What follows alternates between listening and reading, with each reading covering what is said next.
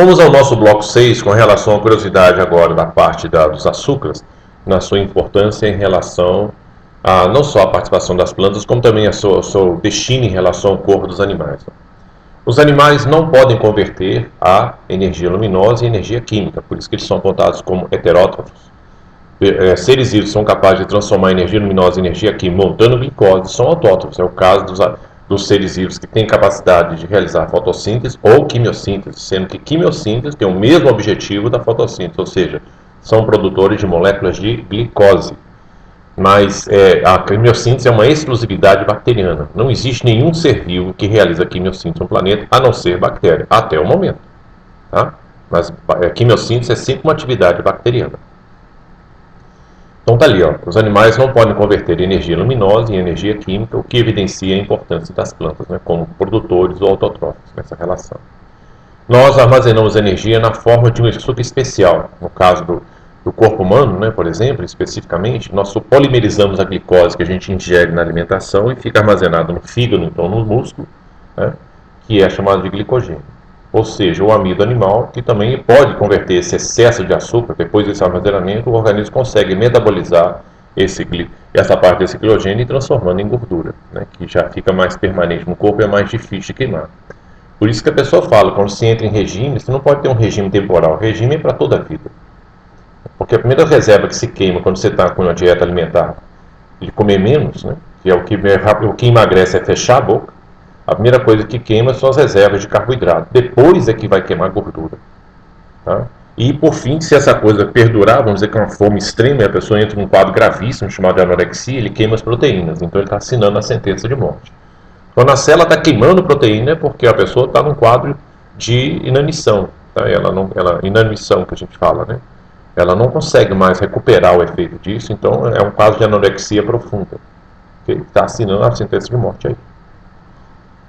A energia dos carboidratos se libera quando os animais e outros organismos metabolizam pelo um processo químico chamado de respiração celular, formando um resíduo dessa queima, sempre a queima completa é CO2 e água, e produzindo o elemento principal que mantém o organismo em funcionamento, que é a própria gasolina do corpo humano, que é a ATP. Não é só do corpo humano, não. Qualquer organismo de organização celular, tá? O combustível é padrão, é ATP. Então aqui é interessante também que você memorize essa equação, porque ela é o inverso da fotossíntese.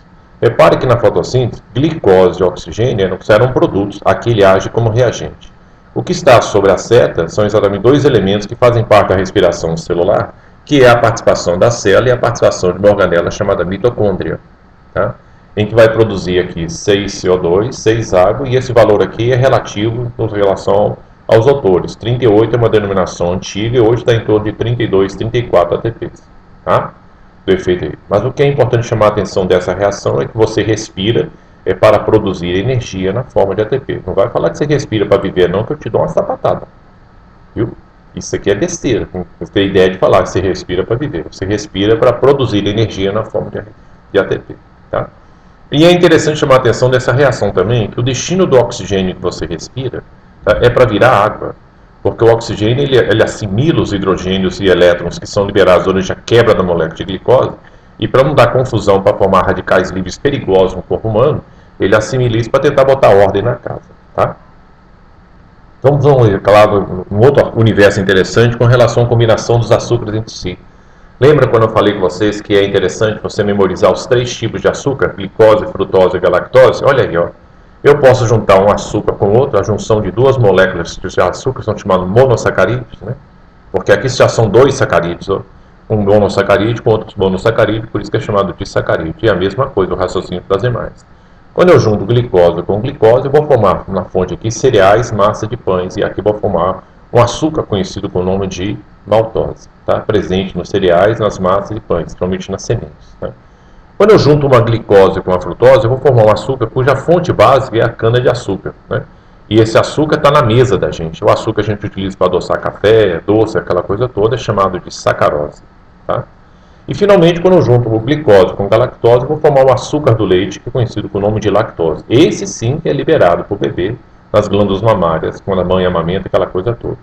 A mulher perdeu a banca, né? Porque ela era considerada o leite mais doce da natureza. Hoje o leite mais doce da natureza é o da égua. né, esse efeito no caso. E outros autores apontam que é do hipopótamo, essa formação aí. Mas a mulher perdeu essa relação de o leite mais adocicado da natureza. Então está aí a relação. Qual é o disacarídeo que não está incluso na tabela acima, que também é um disacarídeo? É o que está presente no vegetal chamado celubiose. Tá? E a celubiose é um exemplo de uma glicose juntada com outra glicose. Aí você fala assim, mas professor, mas glicose com glicose não é maltose? Mas você lembra o seguinte, se eu pegar a glicose, cuja geometria espacial dela é diferente, eu posso ter uma alfa-glicose e uma beta-glicose, se eu inverter a posição, eu inverto a geometria espacial. Então, maltose e celubiose, que está aparecendo aqui embaixo, eles são apontados pela química, né? Substâncias com a mesma fórmula química, porém geometria espacial diferente, então elas são isômeras. Okay? Aqui você tem um exemplo, por exemplo, da formação da maltose, né? da combinação. Você tem um exemplo da sacarose, que é uma glicose juntada com a frutose. E aqui você tem uma lactose, né? Que é a junção da galactose com a glicose, né? Os efeitos deles, da ação. Repare que a parte de geometria, essa situação dela, são muito similares, né, dos efeitos. Agora, no processo de comparação, você repara que as posições dos radicais hidroxilos diferem. É o que faz ele terem geometrias espaciais distintas, portanto, tem um quadro aí ligado ao efeito de isomeria. Aqui você tem uma tabela com relação aos polissacarídeos formados acima de 10 açúcares polimerizados, né? Então são moléculas gigantes. Por exemplo, o glicogênio, e esse é o tipo de assunto que o vestibular gosta muito de cobrar, né, na parte de carboidratos. E é interessante que você memorize isso aí. Ó. O glicogênio é o nosso açúcar de reserva energética de animais e fungos. E fungos também têm glicogênio, para surpresa da gente. E o açúcar de reserva clássico dos vegetais é o amido. Né? Então está aqui, ó, açúcar de reserva. Eles gostam muito de fazer essa comparação, tá, nos vestibulares. Celulose tem uma função estrutural, compõe a parede celular das células vegetais e algas. Quitina também é outro açúcar de função estrutural, compõe a parede celular de fungos e o exoesqueleto dos artrópodes, sendo o principal aqui a parte dos insetos. O ácido hialurônico, né, ele tem também função estrutural, é cimento celular em células animais e ele também participa na formação, na bolsa acrossômica, né, dos espermatozoides, auxiliando o espermatozoide a entrar dentro perfurar o óvulo, né, e assim realizar o efeito da fecundação. Então o papel dele é bem interessante aí. Aqui para chamar a atenção de vocês, como é que eles vão se diferenciar. Ó. Eu tenho aqui uma amilopectina, que é um tipo de um polissacarídeo que é ramificado, e eu tenho uma amilose, que também é um amido, né, só que é um amido aqui linear. As formas espaciais deles diferem, tá, do que é colocado. E aqui você tem a sofisticação da molécula de glicogênio num sistema de ramificação. Tá? Cada bolinha dessa é representante com a formação de uma glicose. E a maneira como ele se ramifica dão geometrias espaciais distintas.